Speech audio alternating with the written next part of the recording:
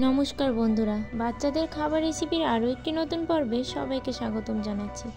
আজ আপনাদের সঙ্গে শেয়ার করব একটি অন্য রকমের রেসিপি, যা আপনার বাচ্চার ওজন বৃদ্ধির পাশাপাশি মেধাশক্তিও দ্রুত হারে বৃদ্ধি করবে। আর যেসব বাচ্চারা ডিম খেতে চায় না, তাদের জন্য এই রেসিপিটি ভীষণই উপকারী।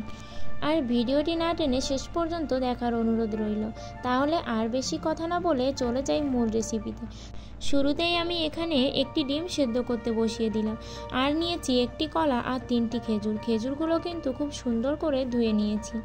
এবার আমি একটি ব্লেন্ডারের ভিতরে এই স্লাইস করে রাখা খেজুরগুলো আর স্লাইস করে রাখা কলাটা দিয়ে দিলাম, আর সেদ্ধ করা ডিমটাকে খুব সুন্দর করে খোসা ছাড়িয়ে এই ব্লেন্ডারের ভিতরে দিয়ে দিলাম। আর দিলাম কিছুটা পরিমাণে গরুর দুধ।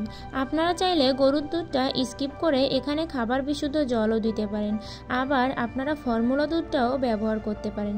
এবার আমি খুব সুন্দর করে খাবারটিকে ব্লেন্ড করে নেব। আর আমি এখানে খুব সুন্দর মিহি করে খাবারটিকে ব্লেন্ড করে নিয়েছি, আর আমার এই খাবারটি তৈরি হয়ে গেছে। এবার আমি একটি সুন্দর পাত্রে খাবারটিকে নামিয়ে নেব। আর এই খাবারটি বাচ্চাদেরকে খাওয়ালে তার ওজন দ্রুত হারে বৃদ্ধি পাবে এবং মেধাশক্তিও বৃদ্ধি পাবে। আর একটা কথা বারবার বলবো, বাচ্চাকে শুধু স্বাস্থ্য ভালো করার জন্যেই খাবার খাওয়াবেন না, এমন খাবার খাওয়াবেন যাতে বাচ্চা সঠিক মাপে পুষ্টিগুণটা পায়। আর এই খাবারটি আপনারা বাচ্চাদেরকে 7 মাস কিংবা 8 মাস বয়স থেকেই শুরু করতে পারেন। যেহেতু পুষ্টিবিদরা 8 মাস থেকেই বাচ্চাদেরকে ডিমটা দিতে বলে, তাই 8 মাস থেকে এই খাবারটি দিলে বেশি ভালো হয়। আর এরকম নতুন নতুন রেসিপি পেতে চাইলে ভিডিওটিতে লাইক করে অবশ্যই কমেন্ট করে জানাবেন।